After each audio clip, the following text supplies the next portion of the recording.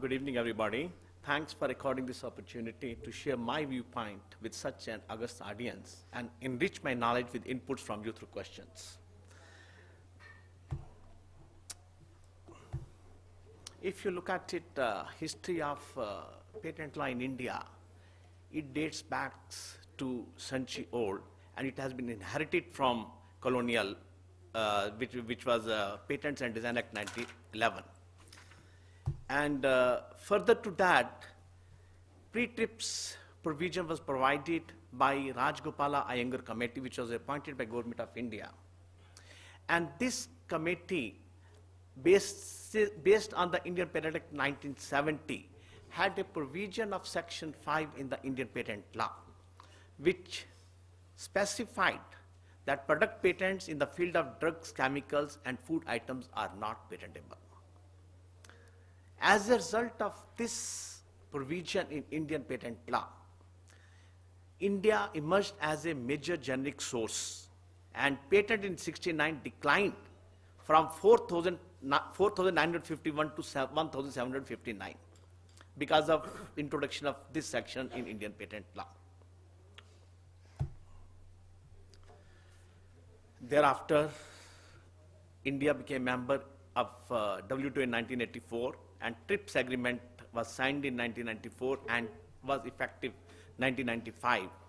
India, being a developing country, had a rather provision for 10 years to enact legislation in accordance with TRIPS requirements, which rather relates to 1st January 2005, when it was to be implemented in India.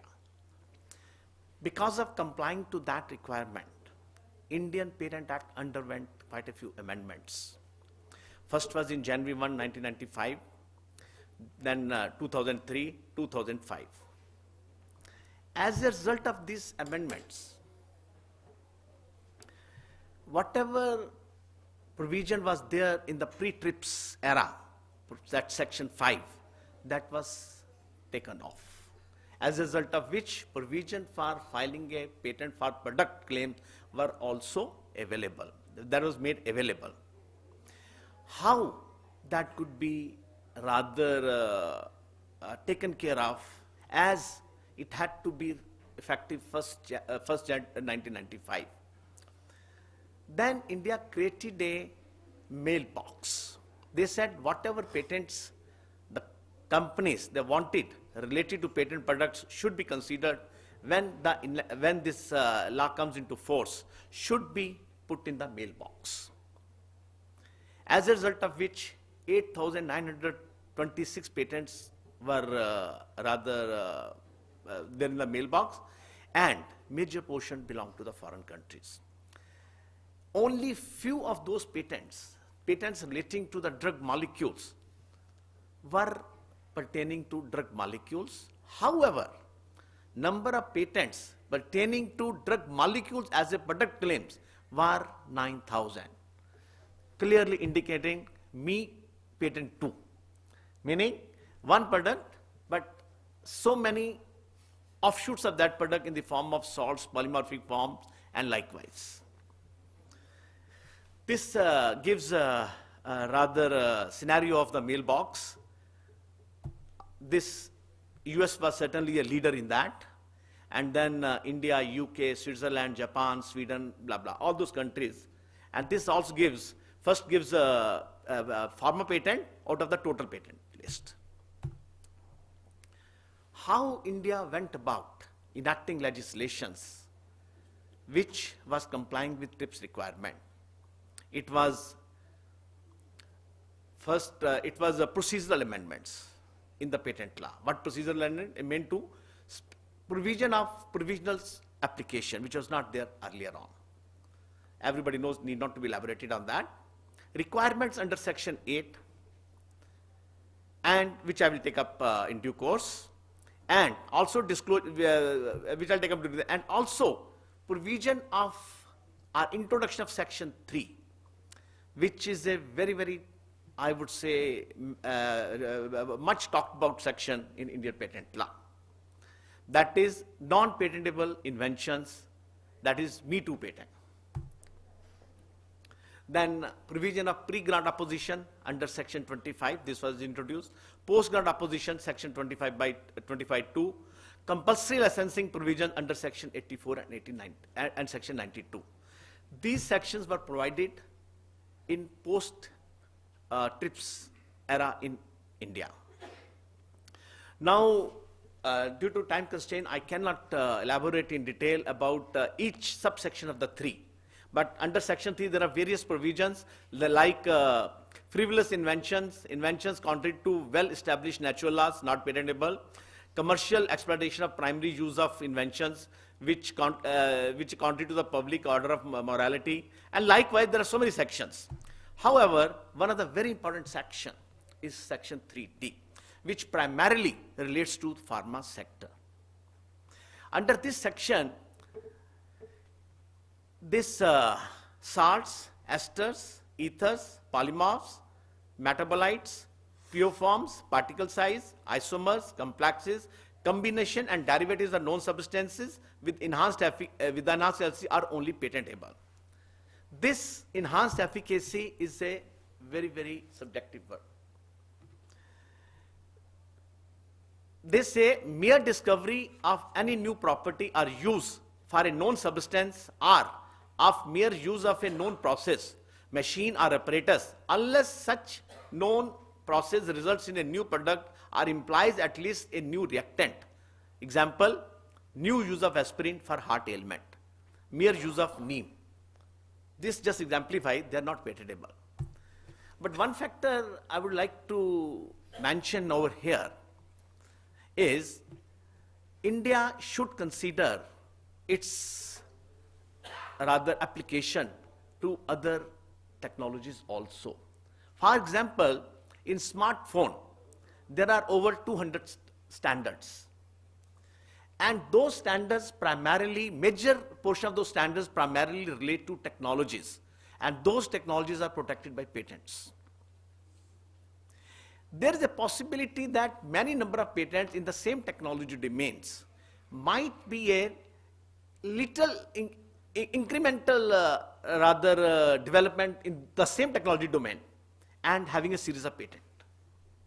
Therefore, there is a provision for extrapolating this aspect of non-patentability to other technology domains also.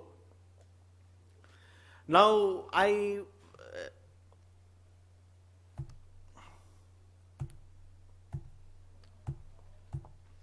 will look at the major challenges in India in the post-TRIPS scenario.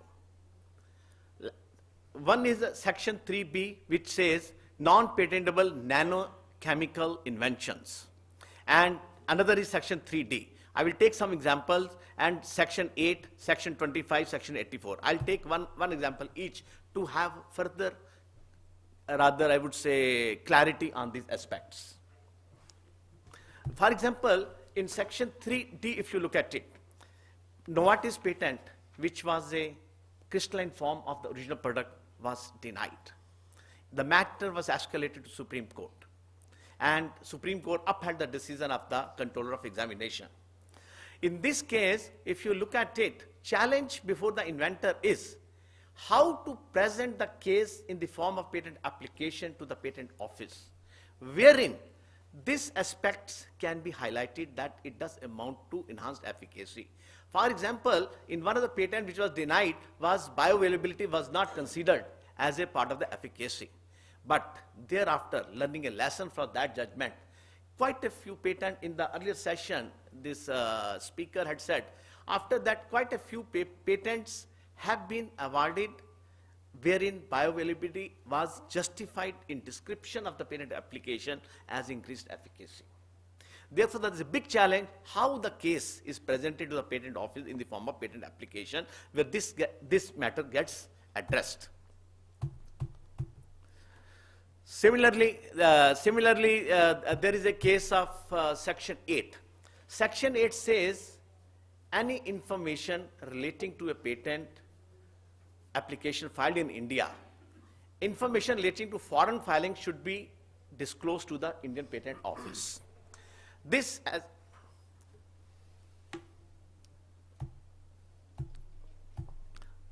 because of the time constraint, I cannot take, because, I cannot take, there are wonderful examples on 3D in India, the wonderful examples. Anyway, section 8. Let me tell you, in the morning, during presentation hall 5 and 6, there was mentioned that US is very aggressive in having a PPH tie-up with other countries, and so far it has been signed among 20 countries. What is PPH? PPH primarily says same thing, prosecution history of the same patent application should be shared among all those country members, patent officers of countries, which in a way enhances this examination activity of the same patent application filed in different jurisdictions.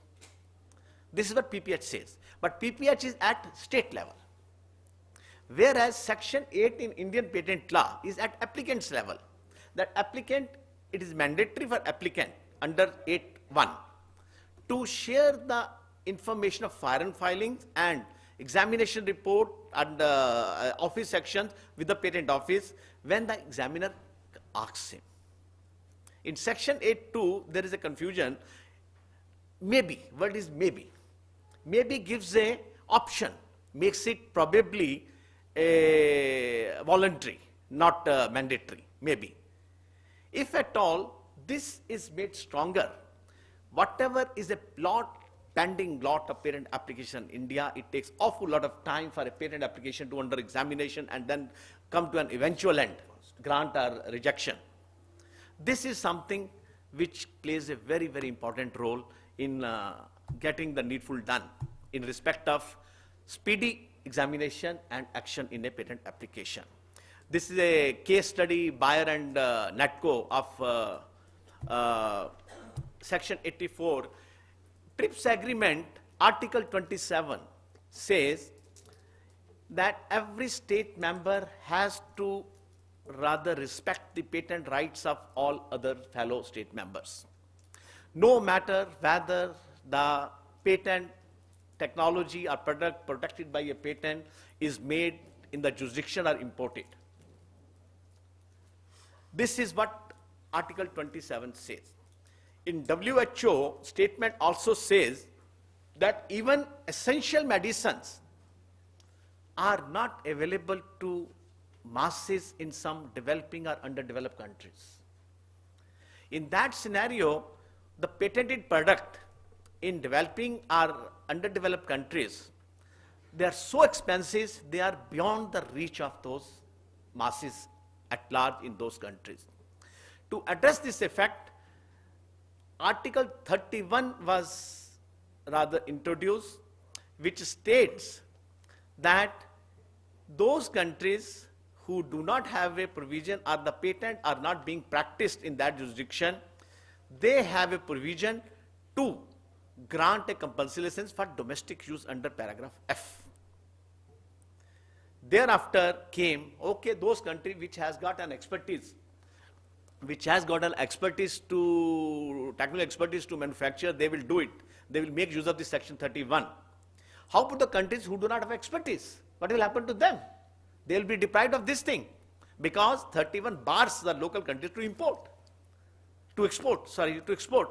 Then, thereon in 2003, this was waived off, paragraph F was waived off. It was said that those this compulsory licensing can be granted for making a drug and exporting to the country where it is required and they don't have an expertise. And Doha Declaration and Paris Convention Article 5 and Doha Declaration paragraph 6 support this thing, gives a right to each state member of WTO to enact legislation in the interest of the state health for compulsory licensing for the drug molecule. I'm sorry, I'll just speed up. Accordingly, this provision was there in post-TRIPS era in India, 84, and 1892 section is also same, which is at a state level. State decides, these are the drugs which are required for our India, and if they are not being manufactured, state decides we have to have a compulsory licensing for this, and any generic player can ask for it. So this is how TRIPS brought in such changes in the interest of the state developments. and India is mandatory for India to comply with that. Thank you very much indeed. Thank you very much. Thanks a lot.